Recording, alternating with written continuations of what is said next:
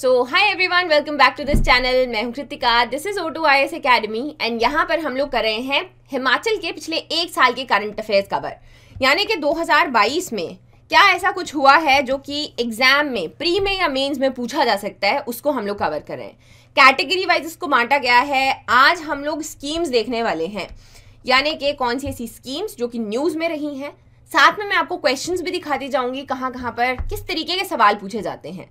हिमाचल में होने वाले किसी भी एग्जाम के लिए ये जो सीरीज है, ये पूरा डॉक्यूमेंट है, ये आपके लिए बहुत ज़्यादा इंपॉर्टेंट रहेगा, आपको हेल्पफुल रहेगा। इसकी PDF की अगर मैं बात करूं तो वो आपको मिलता है हमारे मोबाइल एप्लीकेशन पर। इसका लिंक डिस्क्रिप्शन बॉक्स में दिया गया है। डाउनलोड करेंगे तो आपको एक कोर्स मिलेगा, HS23 टेस्ट सीरीज। इसको ओपन करने पे फ्री रिसोर्सेज में प्रीवियस ईयर पेपर्स और आपके करंट अफेयर्स जो हैं ये आपको वहाँ पर मिलेंगे। एक ही PDF बना हुआ है जिसमें हम लोग कैटेगरी वाइज जो है देख रहे हैं। आज हम लोग यहाँ पर स्कीम्स कवर करने वाले हैं, बाकी सब कुछ हम लोग डिटेल में ऑलरेडी कर चुके हैं। वो अलग से एक प्लेलिस्ट भी बनी हुई है, डू चेक इट आउट। ठीक है, तो चलिए शुरुआत करते हैं स्कीम्स के साथ में। ये आपके पहले मैं क्वेश्चन दिखा देती हूँ। डायरेक्टली पूछा गया था 2020 में कि ई उद्यान पोर्टल, विशेष महिला उत्थान योजना है, देन इज मेधा प्रोत्साहन योजना, मुख्यमंत्री 1 बीघा स्कीम। अब ऐसा नहीं है बहुत ज़्यादा डीप में पूछा गया है, हल्का सा आइडिया आपको होना चाहिए कि ये स्कीम है तो ये किस चीज़ से रिलेट करती है, यहाँ पर किसके बारे में है, उससे भी आप इसको आराम से कर सकते हो। तो इसी के साथ में न्यूज़ शुरुआत करते हैं। पहली है जयंती ज्ञानोदय क्लस्टर श्रेष्ठ विद्यालय स्कीम। इसके अंतर्गत जितने भी स्कूल्स हैं उनको कुछ पैसा, सर्टेन अमाउंट जो है वो उनको दिया गया ताकि बेसिक एमिनिटीज़, अच्छा पीने का, साफ पीने का पानी, इलेक्ट्रिसिटी, लाइब्रेरी, जो बेसिक उनकी ज़रूरतें हैं उसको यहाँ पर पूरा किया जा सके। नेक्स्ट आ गया अटल स्कूल वर्दी योजना। तो इसमें 1st, 3rd, 6th और 9th इन बच्चों को बैग्स और 2 यूनिफॉर्म हर साल यहाँ पर दी जाती हैं। अटल स्कूल वर्दी योजना। Next is Lahaul farmers adopt natural farming. अब देखिए, इसमें जो जिक्र कर रहे हैं हम कर रहे हैं हिमाचल में चल रही प्राकृतिक खेती खुशहाल किसान योजना की। लेकिन इसके लिए सबसे पहले अंडरस्टैंडिंग होनी ज़रूरी है। तो सबसे ऊपर क्या होता है, इंटेंसिव फार्मिंग। इंटेंसिव फार्मिंग है, हम बहुत ज़्यादा प्रोडक्शन चाहते हैं, उसके लिए हम लोग लैंड को उसका प्रॉपर उसकी टिलिंग करते हैं, देन उसमें फर्टिलाइजर्स जो और पेस्टिसाइड्स और बहुत सारी चीज़ें डाली जाती है ताकि प्रोडक्शन जो है वह मैक्सिमम हो सके। Intensive farming. इससे नीचे आती है ऑर्गेनिक फार्मिंग। ऑर्गेनिक फार्मिंग क्या है, ये आपकी इंटेंसिव फार्मिंग माइनस दी केमिकल्स। तो इसमें क्या करेंगे हम लोग, जितना भी फर्टिलाइजर या पेस्टिसाइड्स हैं वो नेचुरली यूज़ किए जाते हैं, ऑर्गेनिक यूज़ किए जाते हैं। ये आ गया। फिर इसके नीचे हम लोग क्या पढ़ते हैं, इसके नीचे पढ़ते हैं ये आपकी जीरो बजट नेचुरल फार्मिंग।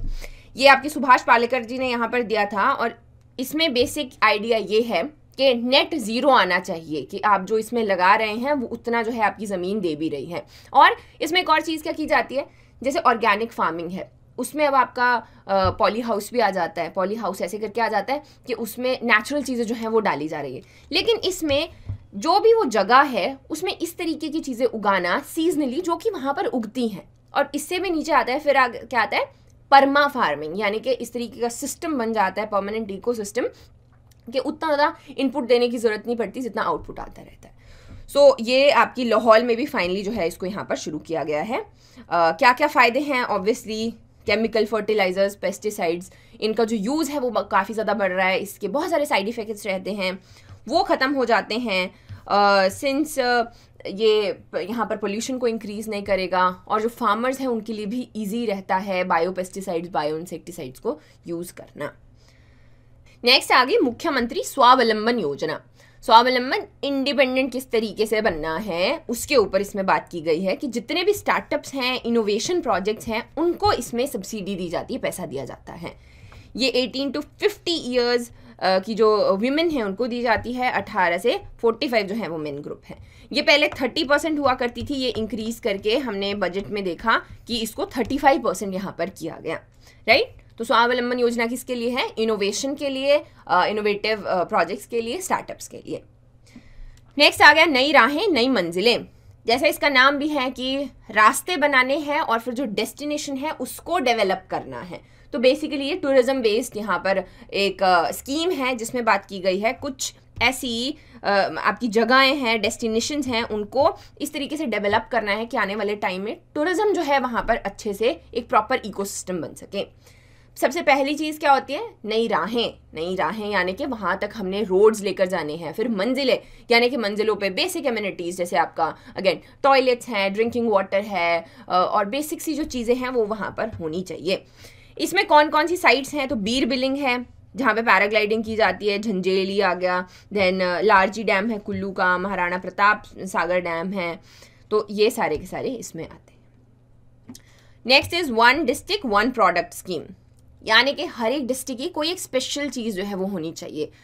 इससे क्या होता है बेसिकली, वहाँ की कोई भी लोकल फूड आइटम है या फिर वहाँ की कोई हैंडीक्राफ्ट है वो फेमस हो जाए तो अगेन जीआई टैग के लिए जा सकते हैं। जो उसके आर्टिसंस हैं या फिर जो लोकल हैं वो उससे काफ़ी ज़्यादा यहाँ पर फ़ायदा उठा सकते हैं, राइट।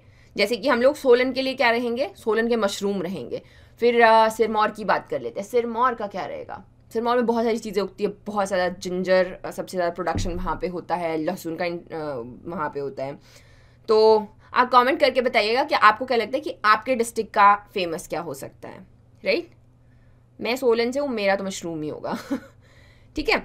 तो आगे बढ़ते हैं। वन स्टेशन वन प्रोडक्ट, ये सेम उसी नक्शे कदमों पे चलते हुए आ गया, एक स्टेशन एक प्रोडक्ट। अब हिमाचल में इतना ज़्यादा रेलवे का नेटवर्क तो है नहीं, लेकिन और जगह के लिए it will be very famous कि जहाँ पर भी ट्रेन रुकती है, जैसे हम लोग सोचते हैं कि बीकानेर है तो वहाँ पर उतर के क्या खाना है, एक ही चीज़ दिमाग में आएगी, या आप कोलकाता के रसगुल्ले दिमाग में आते हैं। सो उसी तरीके से यहाँ पर एक आइडेंटिटी, लोकल चीज़ों के लिए आइडेंटिटी बनाने की बात की जा रही है। नेक्स्ट आ गई स्वामित्व स्कीम। स्वामित्व स्कीम है survey of villages and mapping with improvise technology in village areas. आसान भाषा में ड्रोन्स की हेल्प से मैपिंग की जा रही है। तो इसमें गोल रखा गया है कि 2024 तक आते आते फेजेस में, फेज़ 1, फेज़ 2, फेज़ 3, उस तरीके से क्या किया जाएगा, रोड मैपिंग जो है यहाँ पर की जाएगी। साथ में बहुत सारे डिपार्टमेंट, मिनिस्ट्रीज जो हैं वो इकट्ठे आए हैं। मिनिस्ट्री ऑफ पंचायती राज है, panchayati raj department, state revenue department, survey of India, और ये सेंटर सेक्टर स्कीम है तो खर्चा यहाँ पे पूरा सेंटर उठा रहा है। तो फाइनली इस तरीके से ये जो रोड मैपिंग है ये की जाएगी। ड्रोन्स की हेल्प से ये बहुत ज़्यादा इजी हो जाएगा, जिस तरीके से पहले कॉस्ट कटिंग हो जाएगी, टाइम जो है वो क्रिएटिवली यूज़ हो जाएगा, एज वेल एज जो हम लोग एरर की बात करते हैं, एरर का वो भी कम हो जाएगा, है ना। तो ड्रोन्स की अगर आप एप्लीकेशन लिखते हो उसमें भी आप इसको स्वामित्व स्कीम को कोट कर सकते हो। फिर आ गया वाइब्रेंट विलेजेस। प्लेसेस में भी पढ़ा था हमने वाइब्रेंट विलेजेस क्या है। तो क्या है ये? बेसिकली इंडिया में ये लास्ट टाइम के बजट में बात की गई थी कि इस तरीके से इंडिया में बहुत सारी ऐसी जगह है जहाँ पर इंटरनेशनल बॉर्डर शेयर किया जाता है और वो ज़्यादा प्रोन है रेडिकलाइज होने के। ये तो नेपाल आ गया यहाँ जैसे, है ना। तो चाहे वो अरुणाचल प्रदेश हो, उत्तरांचल बहुत पुराना मैप है, उत्तराखंड है, हिमाचल है। सो यहाँ पे हम लोग भी हिमाचल की अगर हम बात करें तो there is around 260 kilometre boundary जो कि शेयर करता है हिमाचल चाइना के साथ में। तो ऐसे बहुत सारे विलेजेस हैं जिनको ऐसे अलग फील हो सकता है, सेपरेटेड फील हो सकता है कि उनको इंक्लूड नहीं किया जा रहा है। तो इसी के लिए बात की गई कि जितने भी ऐसे बॉर्डर्स के ऊपर विलेजेस हैं उनको वाइब्रेंट बनाया जाएगा, वहाँ तक बेसिक एमिनिटीज़ पहुँचेंगी, उनको अच्छे तरीके से टूरिज्म के लिए भी यहाँ पर डेवलप किया जाएगा, ठीक है। तो इसमें बहुत सारे विलेजेस जो हैं जितने भी अक्रॉस किन्नौर हैं और लाहौल एंड स्पीति हैं उनको आप यहाँ पर लिख सकते हो। नेक्स्ट आ गया जी सांसद आदर्श ग्राम योजना। ये आप अक्सर न्यूज़ में सुनते रहते होंगे कि इस एमएलए ने इस गांव को गोद ले लिया, यूजुअली ऐसे लिखा जाता है न्यूज़पेपर्स में। इसमें क्या बात की गई कि जो एमएलए हैं वो होलिस्टिकली एक किसी गांव को उठाएंगे, उसको अडॉप्ट करेंगे और उसके डिफरेंट एरियाज में काम करेंगे, चाहे वो पर्सनल है, ह्यूमन, इकोनॉमिक एंड सोशल, इन सारे लाइक होलिस्टिक डेवलपमेंट एक जगह की होगी। इसमें कुछ आपके अगेन कंडीशंस भी रहते हैं, जैसे कि आप अपना जहाँ पे एक एमएलए पैदा हुआ है वो वाला विलेज जो है उसको अडॉप्ट नहीं कर सकता, अपनी जो उनकी वाइफ है, स्पाउस हैं जो भी उनके विलेज को नहीं कर सकता। सो इस तरीके से बेसिकली जितने ऐसे विलेजेस हैं जिनके ऊपर काम नहीं किया गया है, सोशली बैकवर्ड हैं, इकोनॉमिकली बैकवर्ड हैं, उनके ऊपर सर्टेन अमाउंट यहाँ पर उनको दिया जाता है डेवलप करने के लिए। नेक्स्ट आ गया rural backyard pig development scheme.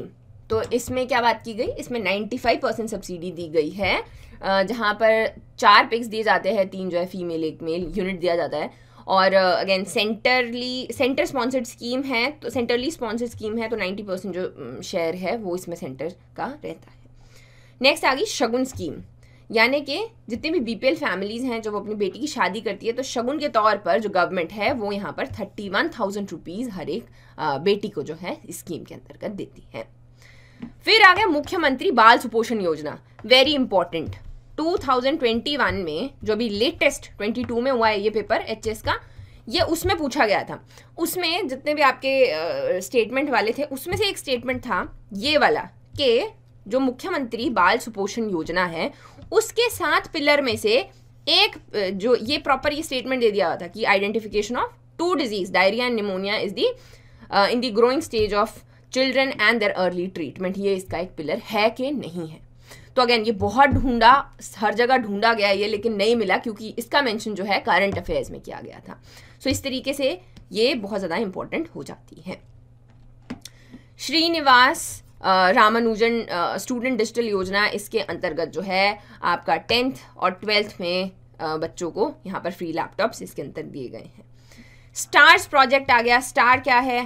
That is strengthening teaching learning and results of the state, यानी कि जो बच्चे हैं और जो टीचर हैं उनके बीच में ये जो लर्निंग प्रोसेस है इसको किस तरीके से इजी करना है उसके ऊपर, यानी कि डिजिटलाइज करना है। ये जो होलिस्टिक डेवलपमेंट की अगेन इसमें बात की गई है। Navagraha Vatika on cards in 100 Kangra schools, so यहाँ पर प्लांट्स लगाए जा रहे हैं। नवग्रह वाटिका इसका नाम है। इसी तरीके से आयुष पाठशाला वाटिका भी है। सो ये भी अगेन एनवायरनमेंट को लेकर ही है कि इसमें किस तरीके से हमें एफॉरेस्टेशन को प्रमोट करना है। And then the last one is poll exhibition signature campaign to sensitise the voters in Shimla. तो उत्सव एक कैंपेन रखा गया था, बहुत उस वक्त जो हमारे सीएम थे उन्होंने काफ़ी ज़्यादा इसको प्रमोट भी किया कि सेलिब्रेटिंग डेमोक्रेसी, सिंस इलेक्शंस आने वाले थे तो लोगों में ये भावना लाई गई कि ज़्यादा से ज़्यादा आपको वोट करना है, वोट करना आपका एक राइट है। चीफ जो आपके इलेक्शन कमिश्नर हैं वो भी आगे आए, उन्होंने भी इसको इनॉग्रेट किया है गेटी थिएटर में, इसका प्रॉपर एग्जीबिशन हुआ। सो उत्सव पूछा जा सकता है, इसकी फुल फॉर्म पता होनी चाहिए, that is universal transparent election through systematic awareness of voters. So this is very important. So that is it for today. I hope ये लेक्चर आपको हेल्प करेगा आपकी प्रिपरेशन में। I wish you all the best and thank you for